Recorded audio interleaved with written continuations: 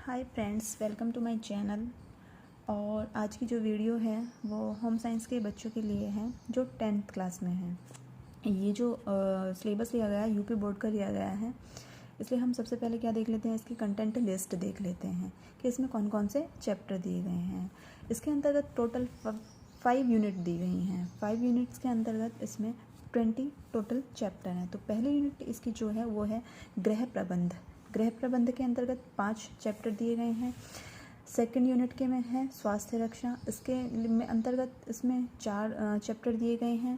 Third unit जो है ये है वस्त्र और सूत विज्ञान, इसके अंतर्गत 2 चैप्टर दिए गए हैं। फोर्थ यूनिट जो है वो है भोजन तथा पोषण विज्ञान, इसके अंतर्गत भी 3 चैप्टर दिए गए हैं। नेक्स्ट जो हमारी यूनिट 5th यूनिट और लास्ट यूनिट है वह है प्राथमिक चिकित्सा और गृह परिचर्या, इसके अंतर्गत हमारे 6 चैप्टर दिए गए हैं। तो इस तरह से टोटल मिलाकर 20 चैप्टर हमारे इसके अंतर्गत दिए गए हैं। तो आज हम सबसे पहले जो चैप्टर पढ़ेंगे, फर्स्ट चैप्टर पढ़ेंगे जो है शिक्षिका द्वारा प्रतिवर्ष बजट प्रदर्शन। तो चलिए स्टार्ट करते हैं। इसके अंतर्गत 10th क्लास का है, चैप्टर 1 है। इंग्लिश में से बोलेंगे presentation of model budget by teacher, यानी कि शिक्षिका द्वारा प्रतिवर्ष बजट प्रदर्शन। सबसे पहले इसके अंतर्गत जो आएगी वो आता है पारिवारिक बजट का अर्थ, कि पारिवारिक बजट का अर्थ क्या होता है। तो पारिवारिक बजट का संबंध परिवार की अर्थव्यवस्था से होता है। अर्थव्यवस्था यानी कि आर्थिक स्थिति। इसके अंतर्गत परिवार का जो बजट हो बनाया जाएगा वो आर्थिक स्थिति को देखकर ही बनाया जाएगा, जिसमें परिवार को निश्चित अवधि में प्राप्त होने वाली आय तथा पूर्व नियोजित व्यय का विवरण दिया जाता है। यानी कि इसके अंतर्गत जो निश्चित समय में, निश्चित समय कुछ भी हो सकता है, 1 हफ्ता हो सकता है, 1 महीना हो सकता है, 1 साल हो सकता है, वो निर्भर करता है कि आपको किस तरह की आय मिलती है। तो उसके अनुसार ही हमारी आय देखी जाएगी तथा पूर्व नियोजित व्यय जो हमारे पहले से ही निर्धारित व्यय होते हैं, जैसे हमारा भोजन का व्यय, स्कूल की फीस का व्यय, मकान का किराया, ये सब हमारे पूर्व नियोजित व्यय होते हैं जो हमें पहले से ही पता होता है। इन दोनों का विवरण बजट के अंतर्गत दिया जाता है। आय व्यय तथा बचत का यह लिखित प्रपत्र ही पारिवारिक बजट कहलाता है। आय, व्यय तथा बचत। आय जो हमें इनकम प्राप्त होती है वो, व्यय जो भी हम अपनी आवश्यकताओं को पूरा करने के लिए खर्च करते हैं वो, तथा इन दोनों के बाद व्यय करने के बाद हमारे आय में से जो भी हमारा भाग बचता है, जितने भी हमारे पास पैसे बचते हैं उसे बचत कहते हैं। इसका लिखित प्रपत्र, यानी कि हम इसका एक लिखित पत्र बना लेते हैं, जैसे हमने कोई डायरी बना ली है इस तरह से बना लेते हैं, उसी को कहा जाता है पारिवारिक बजट कहा जाता है, जिसमें परिवार की आय को ध्यान में रखते हुए समस्त संभावित खर्चों को नियोजित रूप से लिख लिया जाता है। यानी कि जितनी भी हमारी आय है उसको ध्यान में रखते हुए हमारे जितने भी खर्च हैं जो हमारे होने वाले हैं उनको हम लिस्ट बनाकर लिख लेते हैं ताकि हमारा कोई भी एक्स्ट्रा खर्चा ना हो। तो इस प्रकार से पारिवारिक बजट का अर्थ ये हुआ कि जो भी हमारी आय होती है उसका विवरण, जो हमारा व्यय होता है यानी कि हमारी आवश्यकताओं को पूरा करने के लिए जो हम खर्च करते हैं उसका विवरण, तथा जो हमारा बचत होती है यानी कि खर्च करने के बाद जो हमारे पैसे बचते हैं उसका विवरण हम किस में देते हैं, बजट के अंतर्गत देते हैं। और किसी भी एक परिवार के इस प्रकार के बजट को पारिवारिक बजट कहा जाएगा। ठीक है। नेक्स्ट इसके अंतर्गत आता है पारिवारिक बजट की परिभाषा। पारिवारिक बजट की परिभाषा के अंतर्गत सबसे पहले हम पढ़ेंगे मार्शल के अनुसार दी गई परिभाषा। इन्होंने क्या लिखा है, बजट किसी परिवार की आय व्यय का मोटे तौर पर एक अनुमान है। अर्थात बजट जो होता है वो किसी भी प्रकार की उसकी आय कितनी है और उसके व्यय कितने हैं उसका हम एक मोटे तौर पर अनुमान लगा लेते हैं। अक्सर जैसे घरों में लगाया जाता है उसी को क्या कहा जाता है, पारिवारिक बजट कहा जाता है। दूसरे शब्दों में किसी निश्चित समयावधि के लिए परिवार की आय व्यय के पूर्वानुमान को पारिवारिक बजट कहते हैं। इन्होंने फिर दूसरे शब्दों में ये भी कहा है कि निश्चित अवधि के लिए, निश्चित समय अवधि क्या होती है, 1 हफ्ता हो सकता है, 1 महीना हो सकता है। अक्सर क्या होता है 1 महीने में ही सबको सैलरी मिलती है, लेकिन जो मजदूर वर्ग होता है उसको प्रतिदिन भी पैसे दिए जाते हैं। तो उनकी निश्चित समय अवधि 1 दिन की हो गई, जिसको 1 महीने में मिलती है उनकी निश्चित समय अवधि आय की 1 महीना हो गई।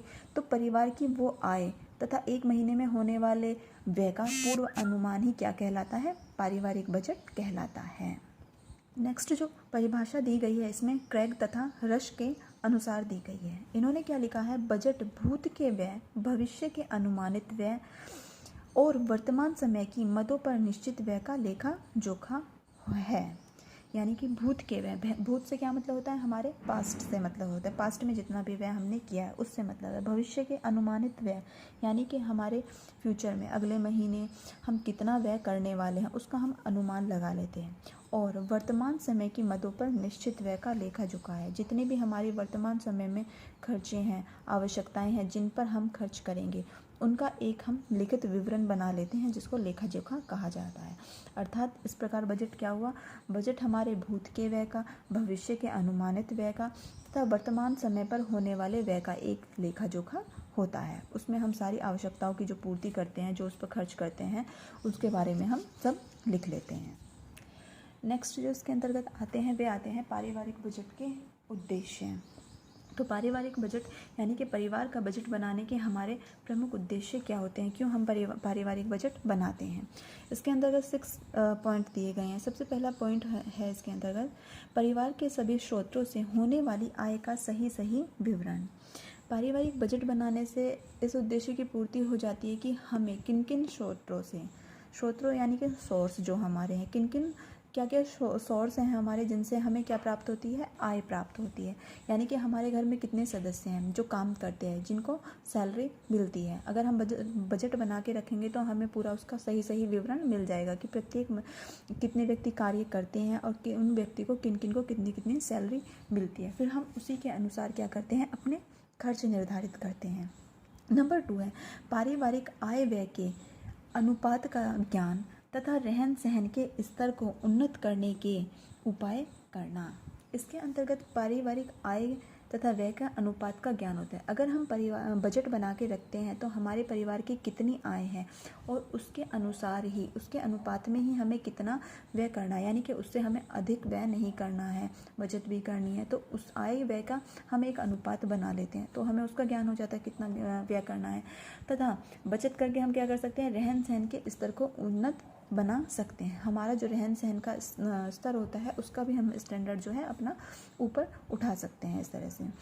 पॉइंट 3 है परिवार के सदस्यों की आवश्यकताओं का ज्ञान व उनकी पूर्ति के लिए व्यय का विवरण है।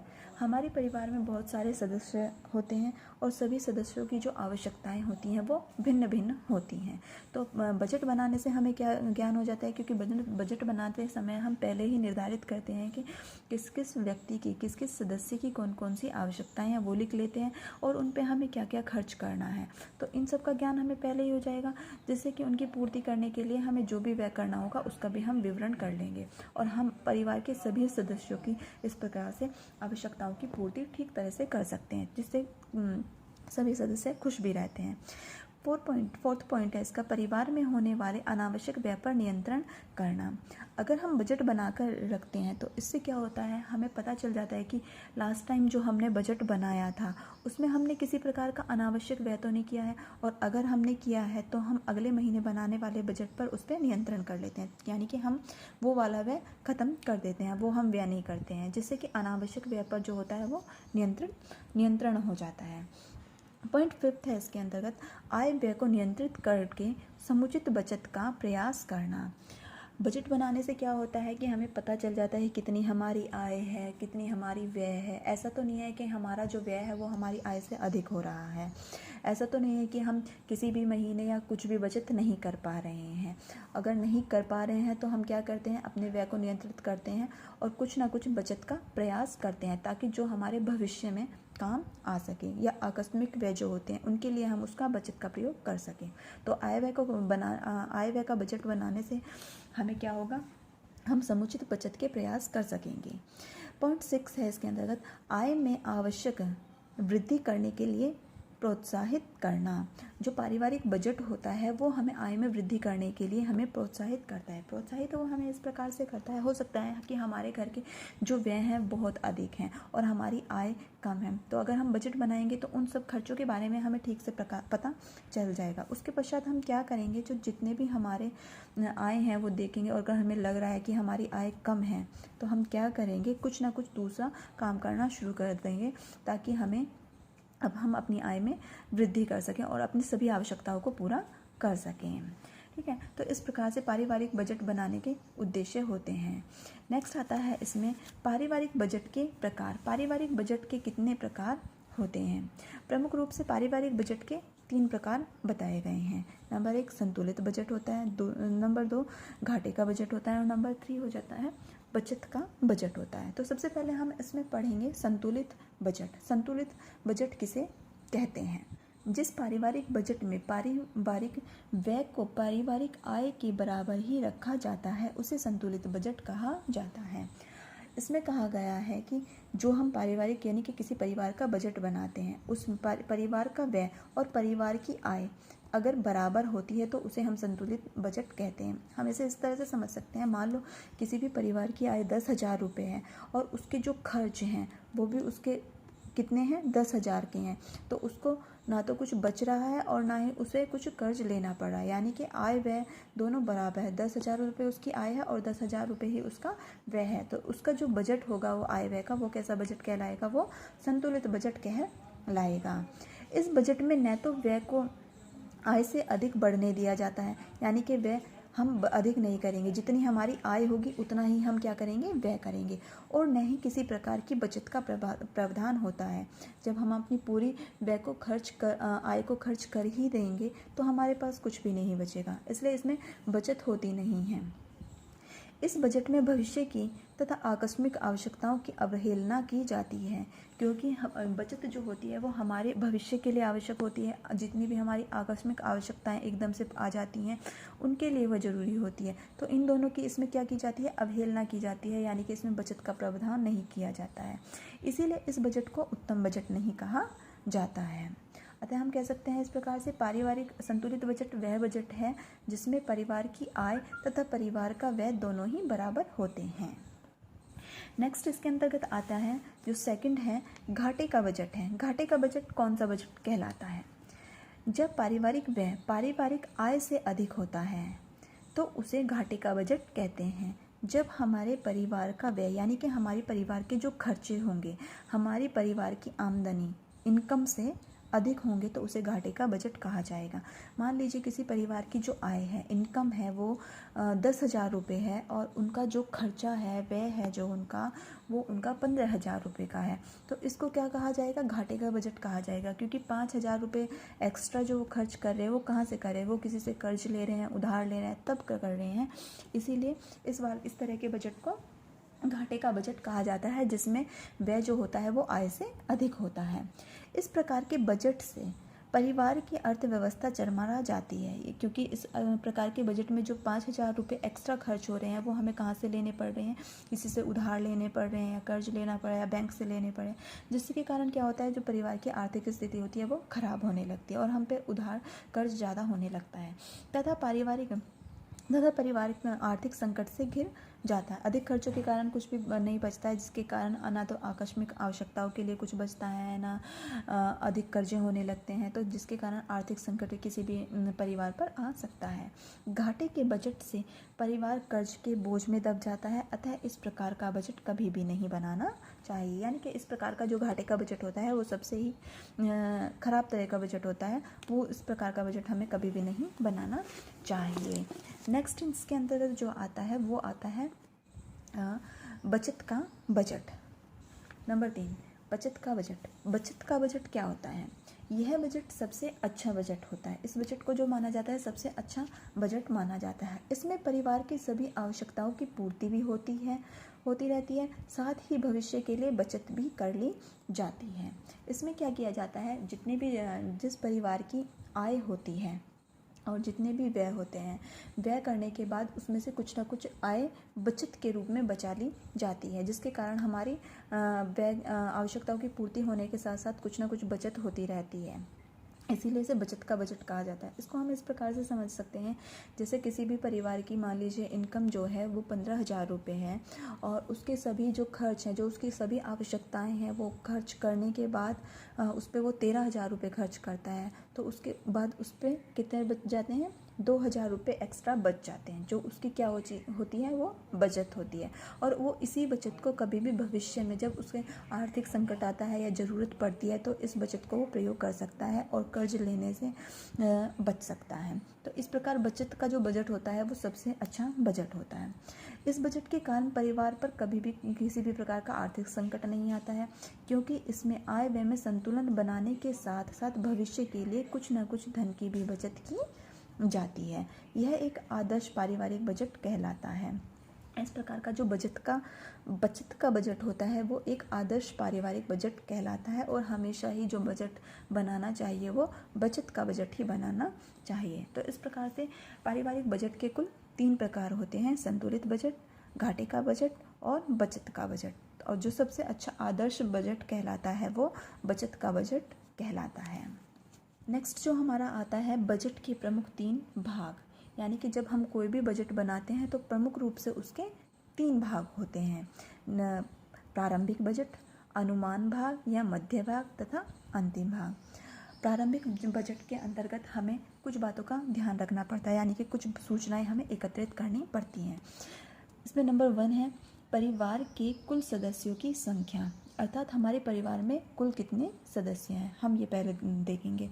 नंबर 2 परिवार की कुल आय, हमारे परिवार में जितने सदस्य हैं उनमें से कितने सदस्य हमारे कार्य करते हैं, यानी कि कितने सदस्यों को आय प्राप्त होती है, ये देखेंगे।